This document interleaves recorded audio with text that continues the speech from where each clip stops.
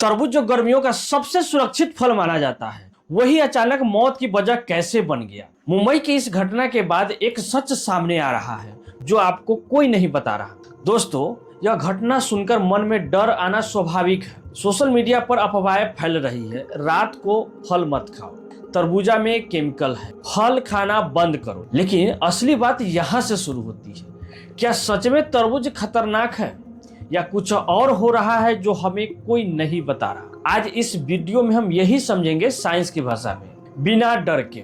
यह घटना दक्षिण मुंबई के पायधुनी इलाके में रहने वाले एक परिवार का। यह घटना जो है 26 अप्रैल 2026 की है। पुलिस की शुरुआती जांच के अनुसार परिवार ने शनिवार रात करीब 10:30 बजे रिश्तेदारों के साथ बिरयानी खाई थी। रात करीब 1:30 बजे केवल इन 4 सदस्यों ने ही तरबूज खाया, जिसके बाद सुबह 5 बजे से उसकी तबीयत बिगड़ने लगी और इलाज के दौरान सभी की मृत्यु हो गई।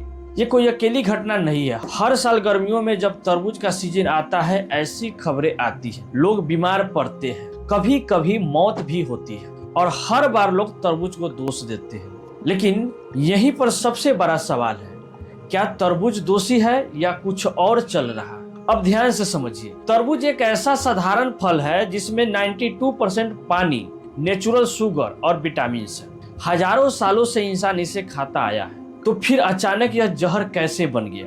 और यहीं पर कहानी पलटती है।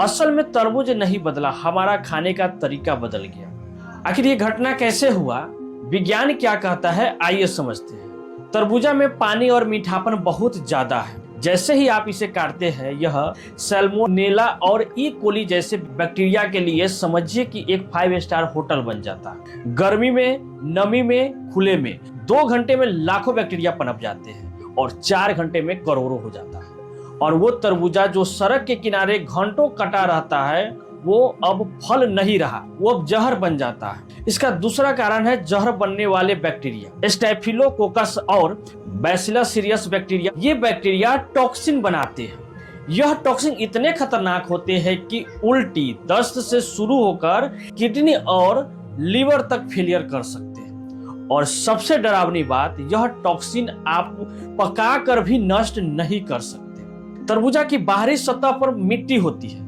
कीटनाशक होती है, बैक्टीरिया होती है। जब आप बिना धोए काटते हैं, चाकू वो सब अंदर ले जाता है। कुछ बेईमान व्यापारी तरबूजा को ज्यादा लाल दिखाने के लिए केमिकल डाई इंजेक्ट करते हैं। यह केमिकल शरीर में जाते हैं और नुकसान करते हैं। यह सिर्फ मुंबई की कहानी नहीं है। हर गर्मी में हजारों लोग फूड पॉइजनिंग के शिकार होते हैं। बच्चे, बुजुर्ग जिनकी इम्यूनिटी कमजोर होती है, उन्हें पता भी नहीं होता है कि वह क्या खा रहे हैं। अब ध्यान से समझिए, असली समस्या कहाँ है। हमारे देश में फूड सेफ्टी के नियम है, FSSAI है, लेकिन सड़क किनारे कटे फलों की जांच नहीं करता। खुले में घंटों रखे फल बेचने वाले को कोई रोकने वाला नहीं। सिस्टम है लेकिन लागू नहीं होता। डरने की जरूरत नहीं है, साधारण रहने की जरूरत है। और 3 काम जो आज से शुरू करें। पहला, तरबूजा काटने से पहले उसे धोए, बाहर की गंदगी अंदर नहीं जाए, इसका पूरा ख्याल रखें। दूसरा काम क्या करना है, कटा हुआ तरबूज तुरंत फ्रिज में रख दे, 2 घंटों से ज्यादा बाहर नहीं रखें। और तीसरा ध्यान रखना है, सड़क किनारे कटा हुआ तरबूज को मत खाइए, चाहे कितना भी सस्ता लगे। और अफवाह पर ध्यान मत दीजिए। रात को फल खाने से जहर नहीं होता है, यह झूठ है।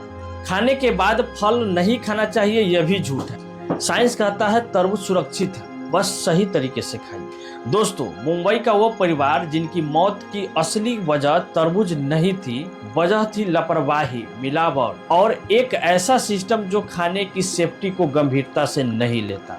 तरबूज दोषी नहीं है, दोषी है वो व्यापारी जो केमिकल इंजेक्ट करता है। दोषी है वो सिस्टम जो जांच नहीं करता है। दोषी है वो जानकारी की कमी जो हमें सही और गलत में फर्क नहीं करने देती।